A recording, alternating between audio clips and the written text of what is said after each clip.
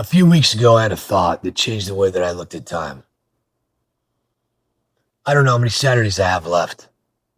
I wasn't thinking about retirement or getting older. No, I was simply looking at an ordinary Saturday with me and my bride when it hit me.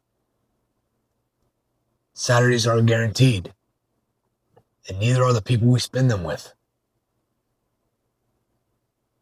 That realization stayed with me for days because it made me wonder how many moments have I traded by carrying things that no longer deserve a place in my life.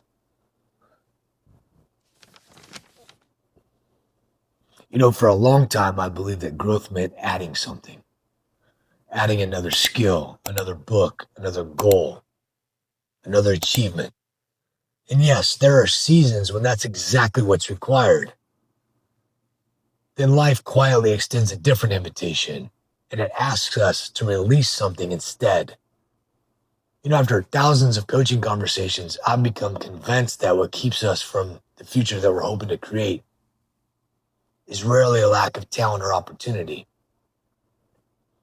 No, it's the weight that we've carried for so long that we've forgotten that it's there.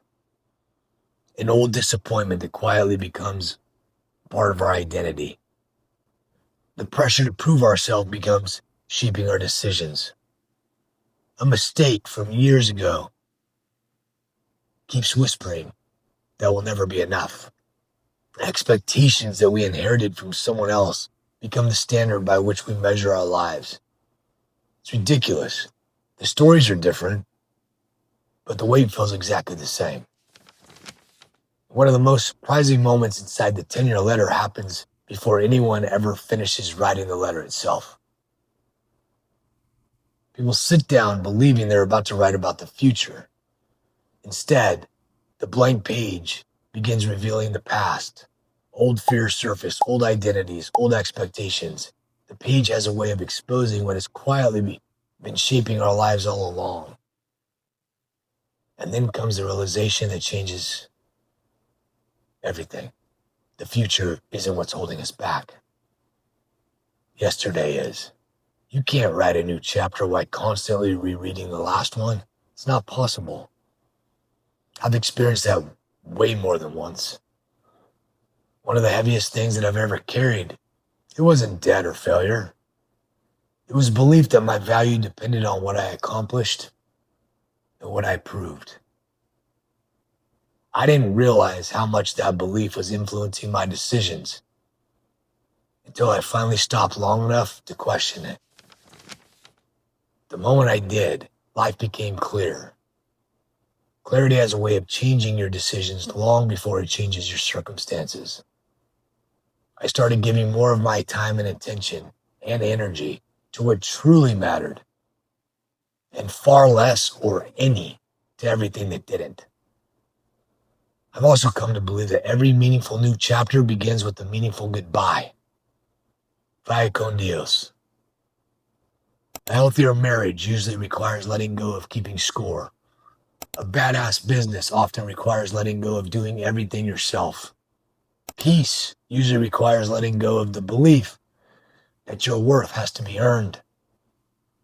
Purpose often requires letting go of someone else's definition of a meaningful life.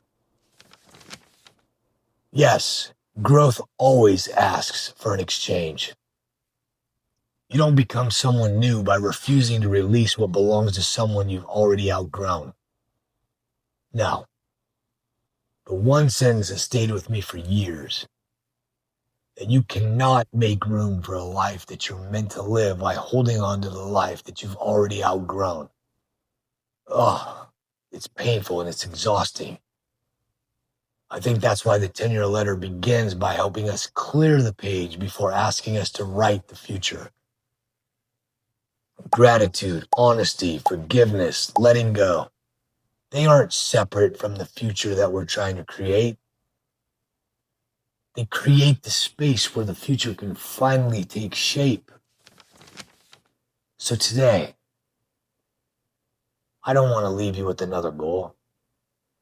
I simply want to leave you with one question.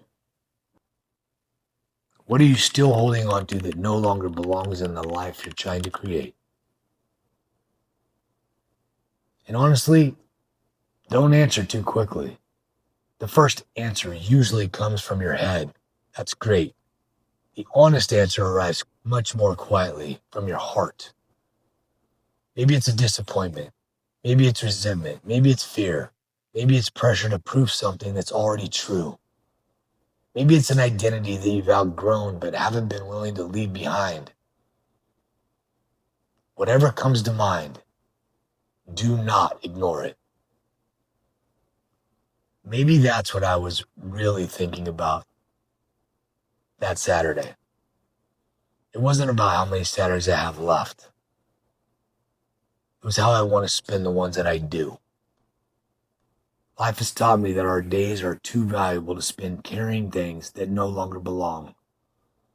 The future isn't waiting for you to become someone else. No.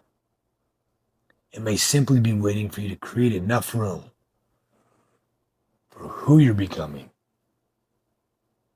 So before you chase another opportunity, set another goal, or fill another page on your calendar, pause long enough to ask yourself one quiet question. What am I finally ready to let go?